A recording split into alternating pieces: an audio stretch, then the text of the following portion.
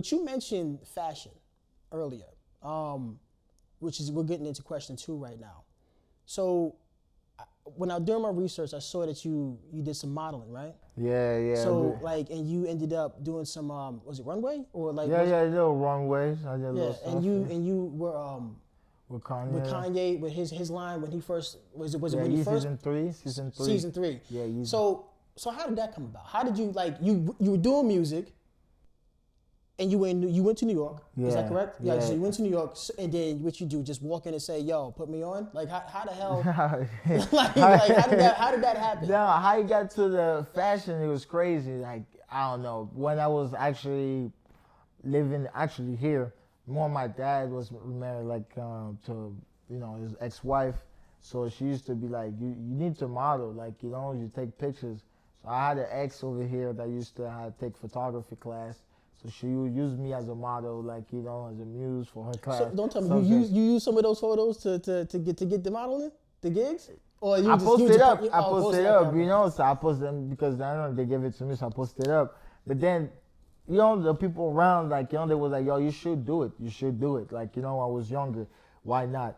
So when I went to New York, eventually I was like, I had to try to find a way to get, in the scene, do something that I know that was like, okay, I probably could do. It's easy. It's like around, it's like modeling. I'm just gonna take a bunch of pictures and just post it, like, just like if I'm not even signed to an agency, people gonna just think I'm a model, have a distinctive look. So I started doing that, like, just like getting mad photo shoot and just post it. And this came, randomly, like when I met some friends over there in New York, and I had a friend of mine, shout out my boy Chris.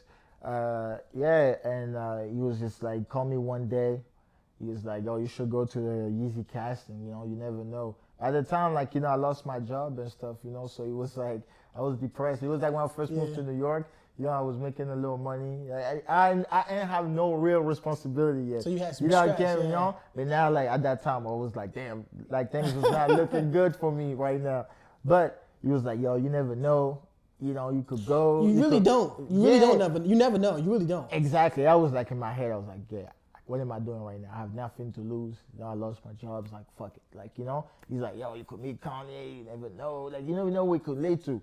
Who's this dude that said this? Who put the battery in your back? My boy Chris. Shout him out, man, because Chris, yo, big photographer for MLB, man. One of the biggest, for real. Yeah. Shout out to Chris, man. Shout out to you, because he was a guru to it. Like, I first came in New York, but he told me.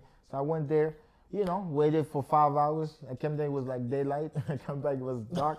I was like one of the last people. It was crazy. It was intense because I never, like, seen this was like kind of like a real experience. I never really experienced something like that. Like, Yeah, it's official. Like, it's everything is yes. It's everybody's tense. just like want to be there so bad. Like, and people just, it got crazy because at one point, like, they come in and take kids out. Like, I'm sorry to tell you, you're holding the line. We're not what you're looking for. You gotta go. And they did that. Like, they did that. They because came out and said, we don't need you. That's how it went. Yeah, it was crazy. It was crazy, Ron, because Damn. like it was like everybody wanted to be in that show because they knew deep inside, if you were to get picked in that show, even if you were extra, it would benefit you. It would have benefited you on any exposure image. You could run with that if you actually were smart. You could capitalize on that. And I knew, for me, like, I don't got no way in the industry. Maybe I could still keep finessing, getting to parties and stuff. But me being rowdy and everything, I had to have something that's legit to start with, a point to start with. Right. So I know every time I'm part of history of whatever fashion in New York. Because that show, regardless of his antics right now, it still was a legendary moment in the fashion culture. Yeah. It was. Like, it was a never seen. And I think you even planning to turn that way. Because the instruction was like the extra was not supposed to move, They wasn't supposed. They were just supposed to stand still. It was supposed to stand still. And then I don't know. Some kids started crying, got moved by the music, and he started walking to the stage.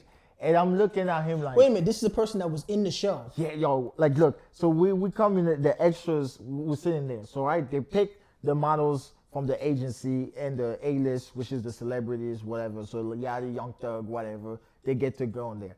But us, we're the extras. So we're supposed to be the one that was going to film the decor or whatever they planned.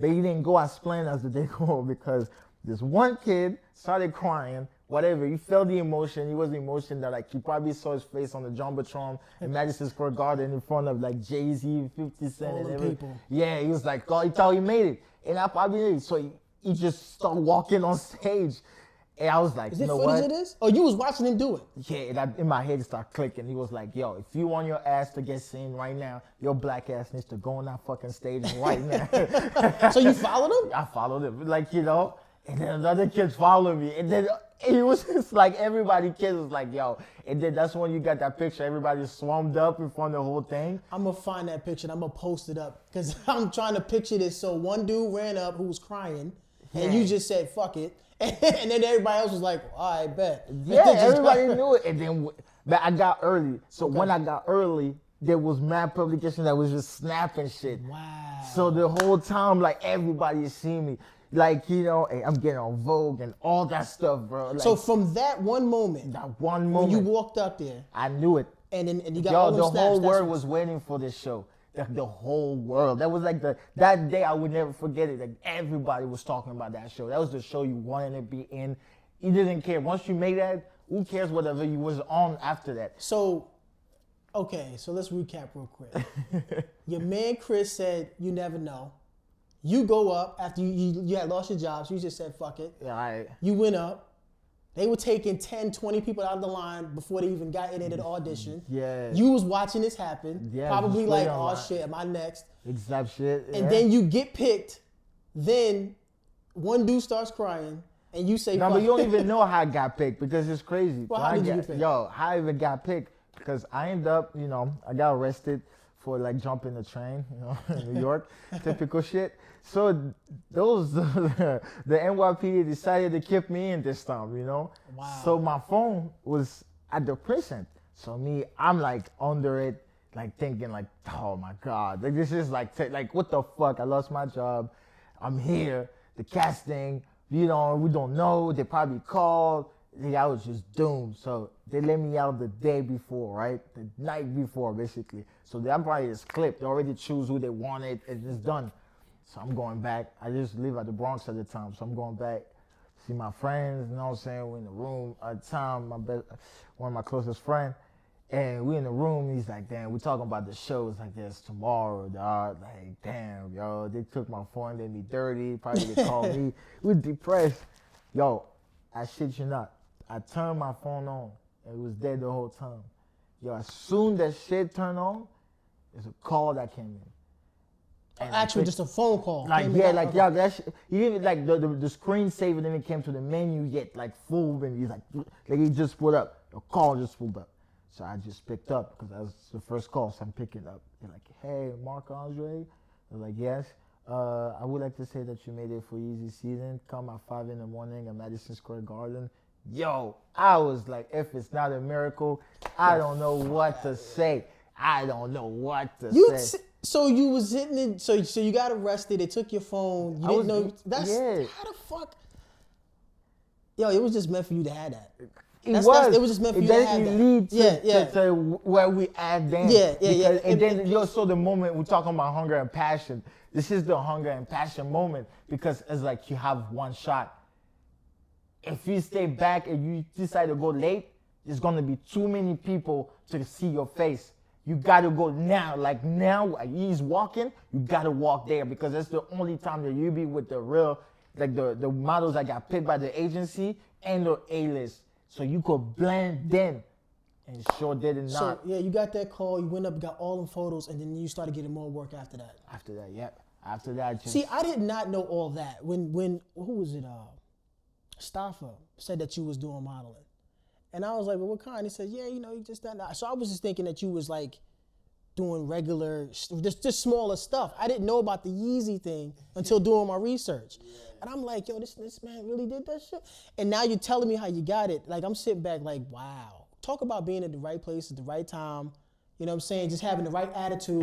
exactly. You know what I'm saying? In the right circumstances that happen. What you thought when life gives you lemons, you make lemonade. Because you lost your job, got arrested, and then the next day you get a phone call, yo, we need you for Yeezy. Come tomorrow. Like exactly. Like What the- the night I got out, I was just like, wow, this is crazy. You can't make it up. Hell you no, know? you can't make it up. So like, yo, after that the phone started booming, you know. But And it got me for a while. I was able to capitalize on it, and be outside and have a distinctive look to just keep pushing around it. And till this day, if I pull a throwback from there, people still excited to know that I was part of this. Yeah, that's dope, man. That's a hell of an experience and a hell of a story too, how it all came together. So like, yeah, man, that's real dope.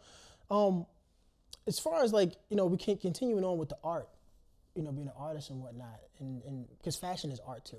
Even if you're not, the person actually making the clothing, you have to wear it, and not everybody can wear everything. Exactly. You see what I'm saying? Like what you wear, like I was looking at your Instagram, what you wear, it wouldn't fit. Now, a lot of people say that. A lot of people say that. It's just like it's you. It's you. You see what I'm saying? It wouldn't fit. Like it just wouldn't fit. So I had to learn that because I would try it sometime. Let me put it on and see how it. And I don't even feel right. It just doesn't even. It's about fit. Knowing yourself. Know what you really like and what makes you real comfortable. Fashion is just as much of your. It's a large part of everybody's personality. Exactly. I think people sometimes understand that. They try overboard, but it's like really what makes you really comfortable and knowing like what makes sense for you to wear, like and that's that. After that, and then knowing your colors, obviously. But if you're not a person with color, knowing that if I'm black and white, that's cool. I could work with that. I could work with this. People that do that. They're not into colors. They're black and white. They work with that. But there's people that into love, certain things. But it's about really knowing yourself. So I feel like fashion come from that. Style come from that.